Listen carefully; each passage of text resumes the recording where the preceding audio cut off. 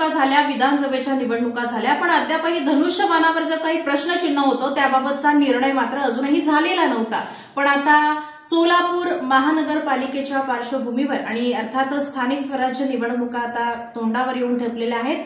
याच पार्श्वभूमीवर आता धनुष्यबाणाचा निर्णय आता लागणार असून उद्धव ठाकरे यांनी दाखल केलेली जी काही याचिका आहे या याचिकेवर आणि या धनुष्यबाणाच्या चिन्हावर 14 जुलैला सुनावणी होणार आहे.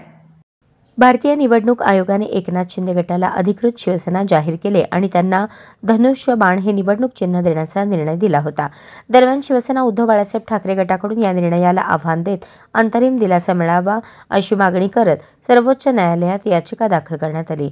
या ठाकरे गटाकडून दाखल केलेल्या याचिकेनंतर हे प्रकरण 14 जुलै रोजी सूचीबद्ध करण्याचे बुधवारी सर्वोच्च न्यायालयाने मान्य केले. उद्धव ठाकरे यांच्या गटाची बाजू मांडणारे वरिष्ठ वकील देवदत्त कामत यांनी न्यायमूर्ती MM सुंदरेश आणि न्यायमूर्ती के विनोदचंद्रम यांच्या आंशिक कामकाज दिवसांच्या खंडपीठासमोर हे प्रकरण उपस्थित केले आणि या आठवड्यात किंवा पुढील आठवड्यात तातडीने यावर सुनावणी घेण्याची मागणी केली. या खंडपीठाने हे प्रकरण आंशिक कामकाजाच्या दिवसांमध्ये सुनावणी घेण्यास नकार दिला. दरम्यान शिवसेना एकनाथ शिंदे यांच्या वकिलांनी असे म्हटले की 7 मे रोजी न्यायमूर्ती सूर्यकांत यांच्या खंडपीठाने अशा प्रकारची तातडीने सुनावणी घेण्याची विनंती फेटाळून लावली होती. मात्र यावर कामत म्हणाले की न्यायमूर्ती कांत यांच्या खंडपीठाने प्रकरण सुट्ट्यांमध्ये मांडण्याची परवानगी दिली आहे. सर्वोच्च न्यायालयाच्या 6 मे रोजीच्या आदेशानुसार अधिसूचित झालेल्या महाराष्ट्र स्थानिक स्वराज्य संस्थांच्या आगामी निवडणुकांमुळे ही गरज असल्याचे कामत यांनी नमूद केले.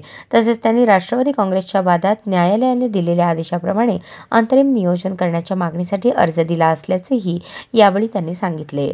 राष्ट्रवादीच्या वादात सर्वोच्च न्यायालयाने अजित पवार यांच्या गटाला त्यांच्याकडून होत असलेल्या अधिकृत चिन्हाचा वापर हा मुद्दा न्यायप्रविष्ट असल्याची जाहिरात करण्याचे निर्देश दिले होते.